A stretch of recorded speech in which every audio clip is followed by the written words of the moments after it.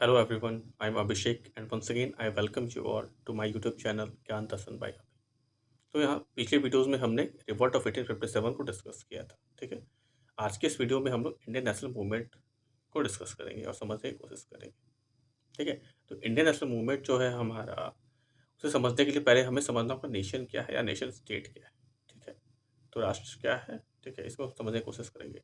तो आपका नेशन होने के लिए चार मुख्य जो पॉइंटर्स है वो होने चाहिए, ठीक है। तो उसमें से पहला क्या है, लोग लोग होने चाहिए लोग होने चाहिए तो किसी राज्य के लिए।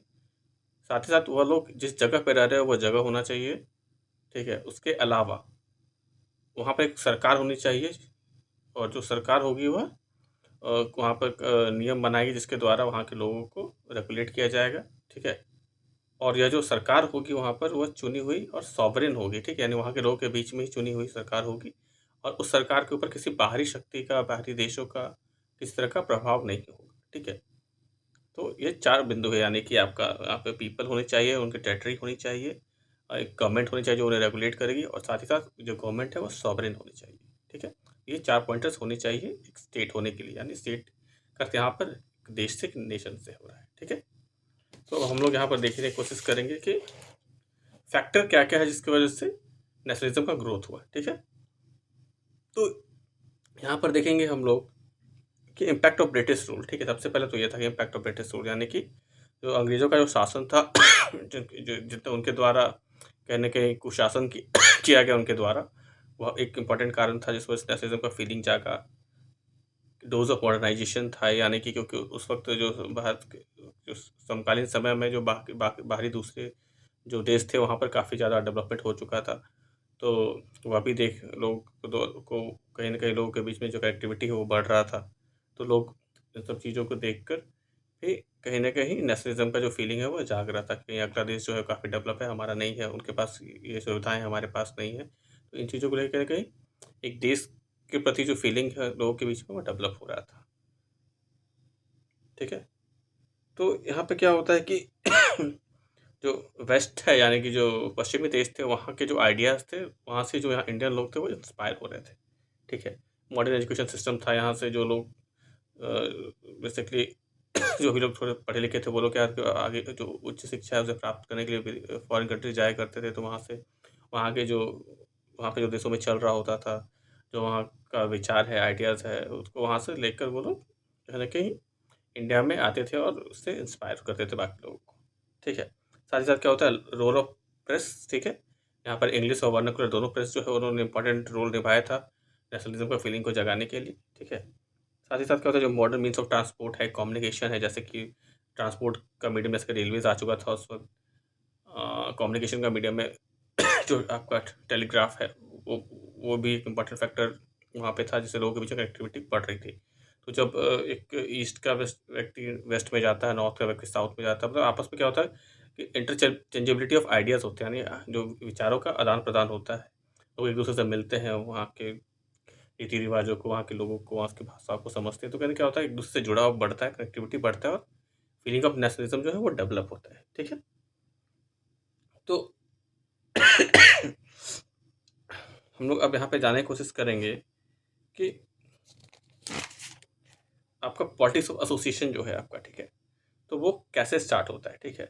तो इसका जो स्टार्टिंग है आपका वो first half of 19th century में हो जाता है, ठीक है।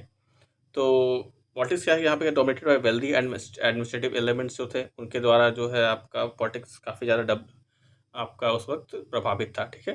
इसके अलावा क्या था, लोकल और रीजनल जो कैरेक्टर है वो भी वहाँ यहाँ की पॉलिटिक्स का था। तो सपोज जैसे कि बंगाल है, तो बंगाल में की जो क्षेत्रीय समस्या है उसको लेकर वहाँ पर लोग जागरूक हो रहे थे, संगठन बना रहे थे, उस संगठन के माध्यम से अपने जो समस्याओं को बाहर रख रहे थे, ठीक है। उसी हिसाब से हमारा क्या था कि यहाँ पे ये लोग क्या करते थे, जो ये जो अर्ली जो इंस्टीट्यूशंस थे यहाँ पे एसोसिएशन जो बना रहे थे, ये लोग क्या करते थे, जो क्या है कि बेसिकली एक लेंथी पिटिशंस वगैरह वो हमेशा ड्राफ्ट करके अंग्रेजों को भेजते रहा करते थे, ठीक है। उसके अलावा क्या होता है कि एडमिनिस्ट्रेटिव रिफॉर्म होता है कुछ, जिसकी वजह से भी कुछ क्या है कि इन सब चीज़ों को डेवलप करने का मौका मिलता है। कुछ आपका एजुकेशनल रिफॉर्म्स आते हैं, एजुकेशन में आपका हायर एजुकेशन में आपका जो इंडियंस है उनको उनका इन्वॉल्वमेंट भी बढ़ता है धीरे धीरे करके, ठीक है। और इंडियन जो लोग थे उनका भी एसोसिएशन जो है आपका वो एडमिनिस्ट्रेशन में बढ़ता है धीरे-धीरे। तो इन सब चीज़ों की वजह से क्या होता है कि एसोसिएशन जो होता है उसे फ़ॉर्म करने में थोड़ी-सी आसानी होने लगती है। और लोग एसोसिएशन को एक आसान माध्यम के रूप में चुनते हैं, अपनी कहीं न कहीं जो समस्या है उसे व्यक्त करने के लिए। ठीक है? तो पहला जो हमारा पॉलिटिकल एसोसिएशन था वो था बंग भाषा परीक्षा सभा। ठीक है? तो यह जो है आपका पहला आपका पॉलिटिकल एसोसिएशन था, कब बना था? 1836 में। ठीक है? और इसे जो बनाया गया था, इसे राजा राम मोहन रॉय के जो साथी थे उनके द्वारा इसे बनाया गया था। ठीक है? उसके अलावा क्या, जो सेकंड आपका जो पॉलिटिकल एसोसिएशन बना था उसका नाम था आपका जमींदार एसोसिएशन, जो कि 1838 में बना था। ठीक है? ये किसके द्वारा बनाया गया था? द्वारिका नाथ टैगोर जी के द्वारा बनाया गया था जमींदार एसोसिएशन जो है बंगाल का। ठीक है? उसके बाद क्या होता है, 1843 में बंगाल ब्रिटिश इंडिया सोसाइटी जो है उसकी स्थापना की जाती है। ठीक है? और 1851 में क्या होता है आपका कि ब्रिटिश इंडियन एसोसिएशन का जो है आपका जब आपका बेसिकली क्या किया जाता है, इसे फॉर्म किया जाता है। ठीक है? तो इसमें क्या होता है कि दो एसोसिएशन को मिलाकर बनाया जाता है, ब्रिटिश इंडियन एसोसिएशन। ठीक है? इसमें बनता है बंगाल ब्रिटिश इंडिया सोसाइटी। ठीक है? और जो जमींदार एसोसिएशन है, इन दोनों को मर्ज करके क्या होता है कि ब्रिटिश इंडियन एसोसिएशन को बनाया जाता है। ठीक है? यहाँ पे क्या होता है, बेसिकली ये लोग जो पिटीशन जो है आपका वो बेसिकली आप पिटीशन के माध्यम से अपने जो प्रॉब्लम्स है उससे ब्रिटिश गवर्नमेंट को अवगत कराते रहते थे। ठीक है? साथ ही क्या होता था कि जो यहाँ पे लेजिस्लेटिव और जो जुडिशरी है उसे अलग करने का जो डिमांड कर रहे थे। साथ ही साथ क्या हो रहा था कि reduction of salary of higher officer. ठीक है?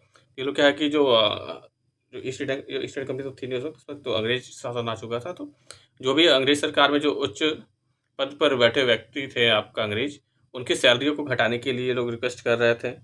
ठीक है? साथ ही साथ क्या हो रहा था कि जो नमक पे कर है, ठीक है, या टैक्स, सेट टैक्स जो होता था आपका, उसे भी हटाने के लिए ये लोग डिमांड कर रहे थे। ठीक है? तो ये जो एसोसिएशन बना था, ये लोग यहाँ पे शुरुआती तौर पर क्या है, अपने जो डिमांड करने का जो ये है शुरुआत ये लोग करते हैं। ठीक है? इसके अलावा क्या होता है, अगला जो एसोसिएशन बनता है वो रहता है ईस्ट इंडिया एसोसिएशन, जो कि 1866 में बनाया जाता है। ठीक है? ये बनाया जाता है दादा भाई नौरोजी जी के द्वारा। कहाँ बनता है? ये लंदन में बनता है। ठीक है? फिर इंडियन लीग का स्थापना किया जाता है शिशिर कुमार घोष जी के द्वारा। कब होता है? ये 1875 में होता है। ठीक है? इसके अलावा क्या होता है, इंडियन एसोसिएशन का स्थापना जो है आपका 1876 में होता है। किनके द्वारा होता है? तो एस एल बनर्जी जी के द्वारा और आनंद मोहन बोस जी के द्वारा किया जाता है इसका। ठीक है? साथ ही साथ क्या होता है कि ये सब जो एसोसिएशन होते हैं आपके, इंडियन एसोसिएशन जो है आपका, वो कहीं ना कहीं क्या होता है, कांग्रेस के साथ मिल जाते हैं। ठीक है? 1886 में। ठीक है?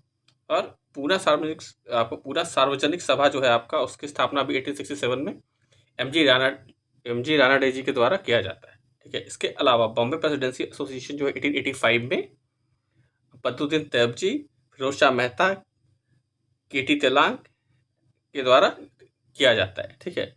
और जो मद्रास महाजन सभा है 1884 में, यह जी सुब्रमण्यम अय्यर और आनंद चार्लू जी के द्वारा किया जाता है। ठीक है? अब हम लोग जानने की कोशिश करेंगे। आप हमने डिफरेंट एसोसिएशन को देखा, इनका फॉर्मेशन कब हुआ और किसके द्वारा किया गया। अब जो हम लोग आगे देखेंगे वो क्या देखेंगे, फॉर्मेशन ऑफ कांग्रेस। तो कांग्रेस की स्थापना कब होती है? तो कांग्रेस की स्थापना कब होती है? 1885 में होती है। ठीक है? इस वक्त जो भारत के वायसरॉय होते हैं वो कौन होते हैं? लॉर्ड डफरिन होते हैं। ठीक है? फाउंडर कौन थे इसके? तो ए.ओ. ह्यूम थे। ठीक है? जो कि एक रिटायर्ड आईसीएस ऑफिसर थे। ठीक है? इसके जो फर्स्ट प्रेसिडेंट थे वो थे व्योमेश चंद्र बनर्जी, यानी कि डब्ल्यू सी बनर्जी। और इसमें टोटल जो फर्स्ट हमारा जो कांग्रेस की मीटिंग हुई थी उसमें कितने टोटल मेंबर्स थे? 72 डेलीगेट्स थे। ठीक है? 72 मेंबर्स सदस्य थे इसमें। ठीक है? इन 1890 कदम्बनी गांगुली जो है वो प्रेसिडेंट बनी थी। ठीक है? इसकी, और she was the first women graduate of India, Kadambini Ganguly ji. ठीक है? जो कि 1890 में कांग्रेस की प्रेसिडेंट बनती है। ठीक है? अब देखिए कांग्रेस बनने के पीछे जो उद्देश्य क्या था या उसका लक्ष्य क्या था। ठीक है? तो पहला क्या था? Nation building. सबसे पहले क्या था? एक राष्ट्र बनाने की शुरुआत करना इनका उद्देश्य था। ठीक है? इसके अलावा क्या था कि रोटेशन ऑफ सेशंस। ठीक है? जो यहाँ जो भी सेशन होगा वो क्या था, अलग अलग भारत के अलग अलग क्षेत्रों में होगा, ताकि जिससे क्या होगा, राष्ट्रवाद की फीलिंग जो है बाकी देश के अलग अलग कोनों में यहाँ पर फैलाई जा सके। ठीक है? इसके अलावा प्रेसिडेंट जो है आपका, वो कभी भी जिस स्टेट में मीटिंग होगा वहाँ के होम स्टेट से नहीं होंगे। ठीक है? साथ ही क्या था? No overwhelming majority session. ठीक है? मतलब ऐसा नहीं था कि जो लोग मेजोरिटी में है सिर्फ उन लोग के विषयों पर या उनके हित के हिसाब से ही फैसले लिए जाएंगे, बल्कि या सभी लोगों के हिसाब से, सभी लोगों को ध्यान में रखते हुए जो जो है आपका हित, सभी के हित के हिसाब से फैसले लिए जाएंगे। ठीक है? इसके अलावा क्या था कि ऑल इंडिया लीडरशिप जो है उसे डेवलप करने का काम था यहाँ पे।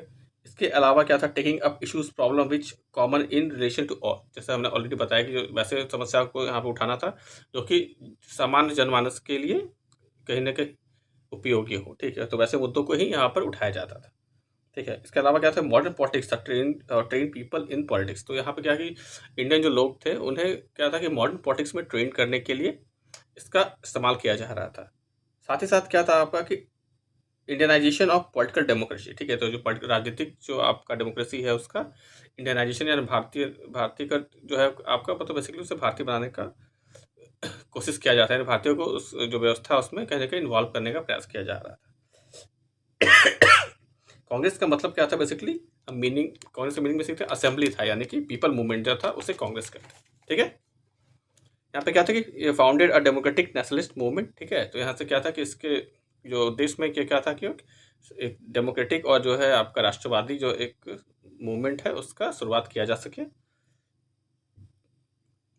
इसके अलावा क्या था, promote friendly relation among the nationalist politics workers from different part of the country, ठीक है। तो आपस की जो भी देश के अलग अलग राज्यों से अलग अलग कोनों से जो भी इसके सदस्य थे या फिर जो लोग थे उन सबके बीच में क्या था, आपसी जो समन्वय है उसे बढ़ाने का प्रयास किया जा रहा था, ठीक है।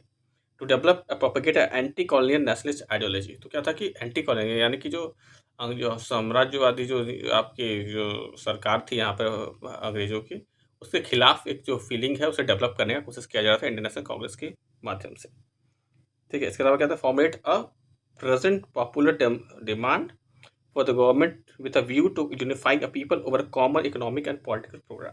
क्या था कि यहाँ पे एक ऐसा बेसिकली एक एजेंडा बनाया जाता है इनके द्वारा जिसमें कि लोगों को आर्थिक और राजनीतिक रूप से एकत्रित करने का कोशिश किया जा रहा था अगेंस्ट ब्रिटिश गवर्नमेंट, ठीक है। इसका मेन पर्पस क्या था, नेशनल यूनिटी और डेवलप अ नेशनहुड, ठीक है। तो ये मेन ऑब्जेक्टिव था कांग्रेस का, ठीक है। तो अर्ली नेशनलिस्ट जो 1885 से लेके 1905 तक रहते वो क्या थे, मॉडरेट्स थे, ठीक है। तो यानी यहाँ सिर्फ पिटिशंस पे उनका जोर ज़्यादा था, ये लोग काफ़ी एग्रेसिव डिमांड ये लोग नहीं किया करते थे, ठीक है। तो इसमें कौन कौन लोग थे जुड़े हुए, तो अर्ली नेशनलिस्ट या फिर जो मॉडरेट्स थे वो थे Dadabhai Naoroji, Firoz Shah Mehta, WC Banerjee, Surendra Nath Banerjee and WE Wacha, ठीक है। ये कुछ लोग हैं, ये लोग क्या थे, मॉडरेट्स की कैटेगरी में आते थे, ठीक है। ये क्या था बच्चे, staunch believers in liberalism and moderate politics, ठीक है। तो ये लोग क्या थे कि मध्यम राजनीति में विश्वास रखते थे, ज़्यादा उग्र राजनीति का में ये लोग विश्वास नहीं रखते थे, ठीक है। ये लोग constitution agitation with in law यानी कि जो कानून के तहत ये लोग विद्रोह करने में विश्वास रखते थे, ठीक है।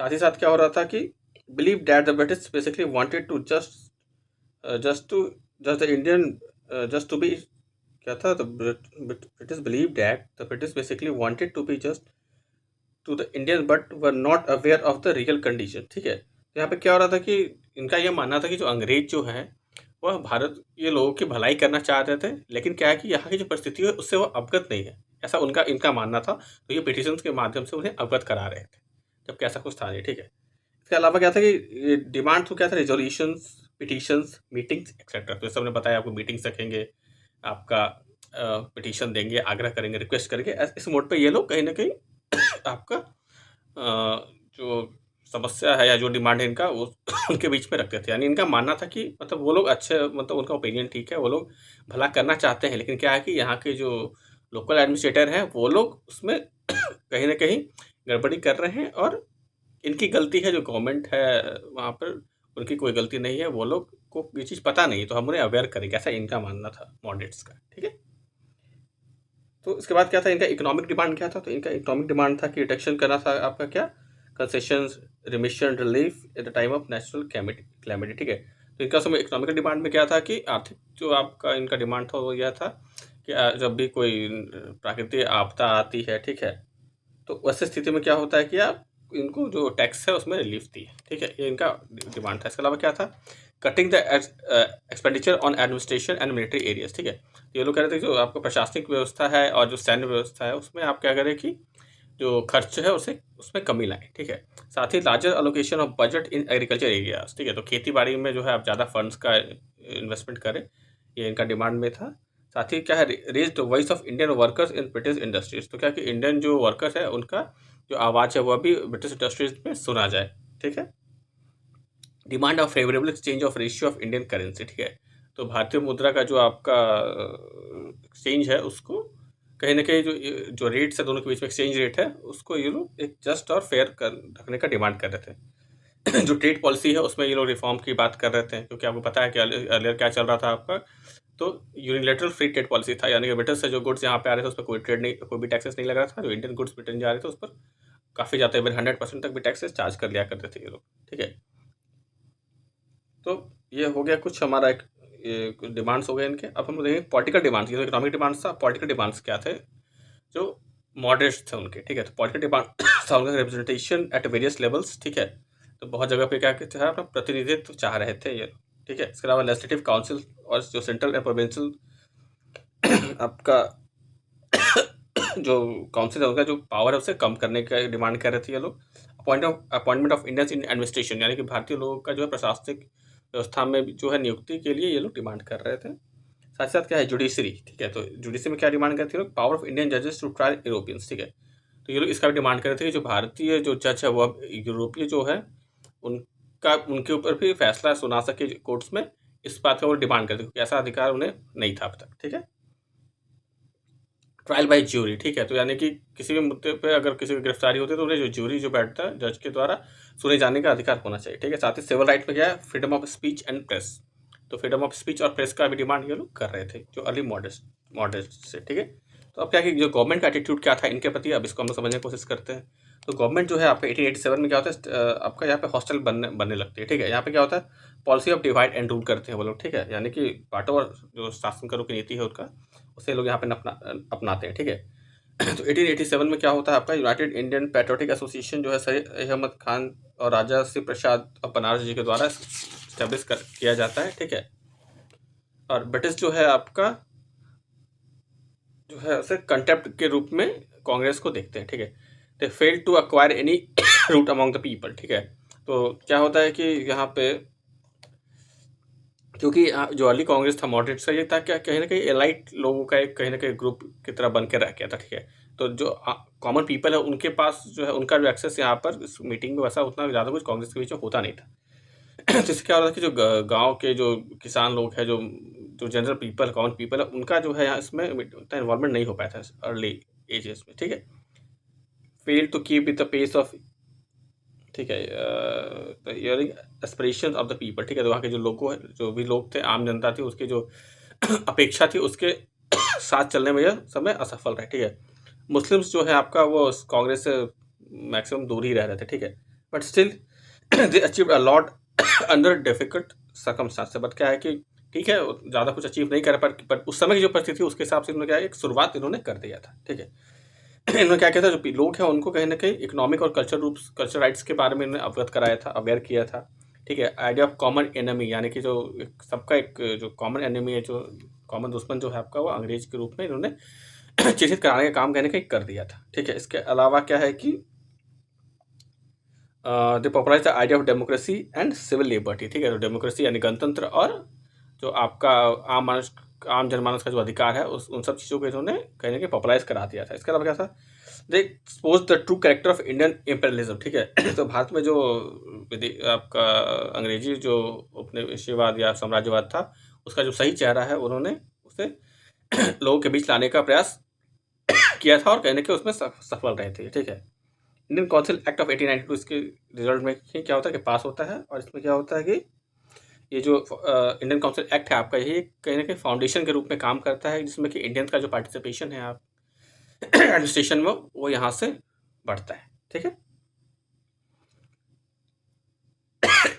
तो अब देखिए हम लोग जो डिफरेंट काउंसिल एक्ट्स जो पास किए गए थे डिफरेंट टाइम्स में, उसको एक बार हम लोग देखने की कोशिश करेंगे। तो इंडियन काउंसिल एक्ट 1861 जो है वो पास किया गया था। उसमें क्या था, वाइसरॉय जो है वो कुछ इंडियंस को as a non official member जो है आपका वह आपका जो वाइसरॉय काउंसिल है उसमें ये लोग इंट्रोड्यूस करेंगे, ठीक है। साथ साथ कैसे लॉर्ड कैनिंग जो है आपका वो 3 इंडियंस को इसमें नॉमिनेट किए थे। इसमें कौन थे, Raja of Banaras, Maharaja of Patiala and sir Dinkar Rao ji, ठीक है। तो 3 लोगों को जो है लॉर्ड कैनिंग के द्वारा वाइसरॉय काउंसिल में जो है as a non official member इन्होंने इंट्रोड्यूस किया था, ठीक है। इसके अलावा क्या होता है, प्रोसेस ऑफ डिसेंट्रलाइजेशन, यानी कि जो जो सेंट्रलाइज टेंडेंसी था ब्रिटिश गवर्नमेंट का सारा पावर एक जगह अकोमोडेट करते रखते थे अपने पास, तो उसे उसमें कहीं ना कहीं क्या हुआ कि इन्होंने इससे परिवर्तन आया। फिर establishment of a new legislative council for Bengal, north west frontier provinces and Punjab, ठीक है। तो इन क्षेत्रों के लिए क्या हुआ, नया लेजिस्लेटिव काउंसिल जो है आपका वो बनाया गया। साथ ही साथ क्या हुआ कि इस काउंसिल एक्ट के तहत ही क्या हुआ कि जो वाइसरॉय है उसे ऑर्डिनेंसेस इशू करने का जो अधिकार है वो दिया गया, ठीक है। अब हम लोग देखने की कोशिश करेंगे इंडियन काउंसिल एक्ट ऑफ 1892। तो इंडियन काउंसिल एक्ट जो 1892 का है उसमें क्या हुआ कि जो काउंसिल ऑफ के जो नॉन ऑफिशियल मेंबर्स थे वाइसरॉय काउंसिल के उनके नंबर को बढ़ा दिया गया है, ठीक है। और उनका जो फंक्शंस है वो भी बढ़ा दिया कहने के, ठीक है। और जो power of discussing the budget and addressing questions to the executive, ठीक है। तो उन्हें जो बजट है उसे डिस्कस करने का और जो क्वेश्चंस है उसे पूछने का अधिकार भी इन्हें दे दिया गया 1892 के काउंसिल एक्ट में, ठीक है। इसके बाद क्या होता है कि जो प्रोविंशियल लेजिस्लेटिव काउंसिल जो है उसका भी यहाँ पर क्या किया गया कि निर्माण किया गया। और इसमें क्या था, जो गवर्नर थे वो recommendation of district board, municipalities, universities और ट्रेड एसोसिएशन के साथ मिलकर प्रोविंशियल लेजिस्लेटिव काउंसिल का स्थापना यहाँ पर करते हैं, ठीक है।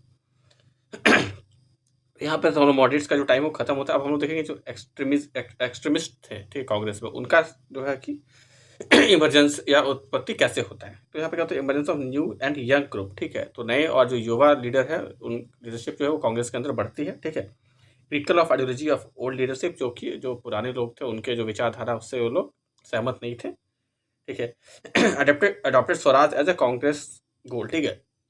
तो अर्ली जो कांग्रेसमैन थे वो लोग क्या थे कि कहीं ना कहीं ब्रिटिश गवर्नमेंट को वो लोग जस्टिफाई करते थे और बस वो कहते थे कि वो लोग अवेयर नहीं है, उन्हें हमें अवेयर करना है। जबकि जो ये यंग एंड एनर्जेटिक जो न्यू जनरेशन जो है कांग्रेस में पार्टिसिपेट करती है, तो उनका यह मानना था कि नहीं, हमारा जो स्वराज या सेल्फ रूल जो है हमारा वही एक अल्टीमेट गोल है, ठीक है। और वो लोग जो है कांग्रेस पार्टी की जो पुरानी वर्किंग जो स्ट्रक्चर था, स्टाइल था, उससे ये लोग नाखुश थे कम्प्लीटली। तो यहाँ पे क्या होता है कि ये जो चेंजेस आता है, यहाँ पे जो एक्सट्रीमिस्ट बनते हैं, इसका कारण क्या है। तो यहाँ पे क्या होता है, बेसिकली इकोनॉमिक मिजरीज था, ठीक है। काफ़ी ज़्यादा आर्थिक तंगी थी। यहाँ पे जो है जो अंग्रेजों है उसका जो सही जो आपका चेहरा वो लोगों के बीच में आने लगा, क्योंकि क्या होता है कि भूखमरी के कारण, सूखे के कारण क्या होता है, 90 लाख लोगों का जो जान है आपका 1896 से 1900 के बीच में, लगभग 4 साल में ही लगभग 90 लाख लोगों का जान चला जाता है। और साथ प्लेग राइट्स जो होता है उसमें भी क्या था, काफ़ी लोगों को अपनी जान गंवानी पड़ती है। और अंग्रेज शासन का जो क्रूर चेहरा है वह लोगों के बीच में यहाँ पर आता है, ठीक है। तो लीडर जो है यहाँ पे क्या होता है कि तो यहाँ पे क्या होता है, जो अर्ली जो आपके एक्सट्रीमिस्ट लीडर होते हैं उन्हें क्या होता है कि सेडिशन यानी कि देशद्रोह के चार्ज में इन्हें गिरफ्तार कर लिया जाता है, ठीक है। 1904 में क्या था, ऑफिशियल सीक्रेट एक्ट जो आता है जो है उसकी स्थापना की जाती है। और उस एक्ट के माध्यम से क्या होता है कि जो प्रेस का अधिकार है उसे भी छीनने का प्रयास किया जाता है। उसके बाद क्या होता है, इंडियन यूनिवर्सिटीज एक्ट पास किया जाता है। इससे क्या होता है कि गवर्नमेंट का जो है यूनिवर्सिटीज और कॉलेज पे क्या होता है कि अपने कंट्रोल को बढ़ाने के लिए इंडियन यूनिवर्सिटीज एक्ट जो पास किया जाता है, ताकि वो लोग चेक कर सके कि कहीं ना कहीं मतलब कि जो इन संस्थानों में क्या है कि कहीं भी मतलब जो अंग्रेज शासन है उसके विरुद्ध तो किसी तरह का फीलिंग को डेवलप नहीं किया जा रहा है। सब चीज़ों पे चेक कर रखने के लिए ये लोग इंडियन यूनिवर्सिटी एक्ट जो है उसे पास करते हैं, ठीक है। उसके बाद क्या होता है, ग्रोथ ऑफ एजुकेशन होता है, ठीक है। तो यहाँ क्या होता है, राइज ऑफ अनएम्प्लॉयमेंट रहता है, ठीक है, अंडर एम्प्लॉयमेंट होता है, और अटेंशन क्या होता है, अटेंशन ऑफ पॉवर्टी रहता है। इन सब चीज़ों की वजह से क्या होता है कि एजुकेशन जो है आपका उसका लेवल लोग बढ़ाते हैं अपना, ताकि अपने आप को सक्षम बना सके, ठीक है। और ये जो आपका जो एक्सट्रीमिस्ट है ये कहने का क्या था, रिएक्शन था, किसका था, तो जो एक्सट्रीम मॉडर्नाइजेशन जो किया जा रहा था अंग्रेजों के द्वारा, अंग्रेजी सभ्यता को जो भारतीयों के ऊपर थोपा जा रहा था, उसका रिएक्शन के रूप में जो एक्सट्रीमिस्ट लीडर है इनका डेवलपमेंट होता है कहने के, ठीक है। उसके अलावा क्या होता है, जो लॉर्ड कर्जन रहता है उसका जो पॉलिसी होता है उसके अगेंस्ट भी जो हमारे एक्सट्रीमिस्ट है ये लोग काफ़ी ज़्यादा अपनी बातों को रखते हैं और एक्टिवली जो है इसका जो पॉलिसी है उसका विरोध करते हैं, ठीक है। यहीं पे क्या होता है, लॉर्ड कर्जन के द्वारा बंगाल का विभाजन कर दिया जाता है 1905 में। इसका भी विरोध जो है यहाँ पर एक्सट्रीमिस्ट के द्वारा को जोर किया जाता है, ठीक है। फिर क्या था इंटरनेशनल इन्फ्लुएंस क्या होता है, तो यहाँ पे इंटरनेशनल इन्फ्लुएंस यह रहता है कि आपका इटालियन आर्मी जो है उसे इथोपियन आर्मी जो है वह हरा देती है 1896 में। तो उस वक्त इटली जो है कहीं ना कहीं पावरफुल कंट्री माना जाता था और इथोपिया एक लेस पावरफुल कंट्री था, तो उसके द्वारा हारे जाने से क्या हो रहा था कि लोगों के मन में आने कहीं ना कहीं ये फीलिंग आ गई थी कि अगर वो एक छोटा सा देश इटली को हरा सकता है तो हम भी जो है अंग्रेजों को हरा सकते हैं, ठीक है। इसके अलावा क्या होता है कि जो जापान है उसका जीत हो जाता है रसिया के अगेंस्ट में 1905 में। तो ये सब क्या एग्जाम्पल सेट करता है लोगों के बीच में, ठीक कहीं ना कहीं कि आपका अगर जब ये छोटे छोटे देश जो इतने बड़े बड़े देश को हरा सकते हैं तो भारतीय भी जो है अंग्रेजों को कहीं ना कहीं हरा सकते हैं और भारत को आज़ाद करने के लिए उन्हें विवश कर सकते हैं, ठीक है। उसके बाद क्या होता है नेशनलिस्ट मूवमेंट जो था वो वर्ल्ड वाइड जो चल रहा था उससे भी काफ़ी इंस्पिरेशन मिलता है, जैसे कि आयरलैंड में चल रहा था, रशिया में चल रहा था, चाइना में, इजिप्ट में, टर्की और पर्शिया, इन सभी जगह पे क्या था कहीं ना कहीं नेशनलिस्ट मूवमेंट चल रहे थे, उनसे भी यहाँ पर इंस्पिरेशन मिला था लोगों को, ठीक है।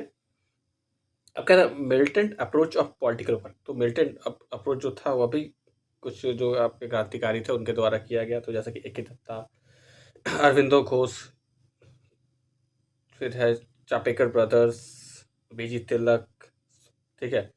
तो ये लोग जो थे वो लोग कहते हैं मिलिटेंट अप्रोच थे और इन्हें जो बीजी तिलक है उन्हें मिलिटेंट नेशनलिस्ट भी कहा जाता है, ठीक है।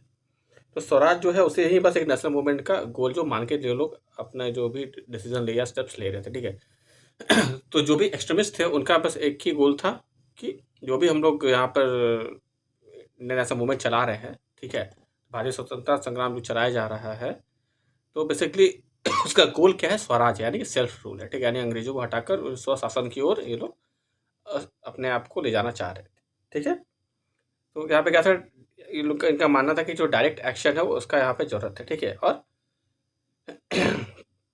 इसके अलावा क्या एक्सट्रीमिस्ट लीडर कौन कौन थे, तो जैसा भी बताया आपको लाल बाल पाल जो फेमस थे, ठीक है, यानी लाला लाजपत राय, बाल गंगाधर तिलक और बिपिन चंद्र पाल, इसके अलावा अरविंदो घोष, ये लोग क्या थे एक्सट्रीमिस्ट लीडर के रूप में जाने जाते थे, ठीक है।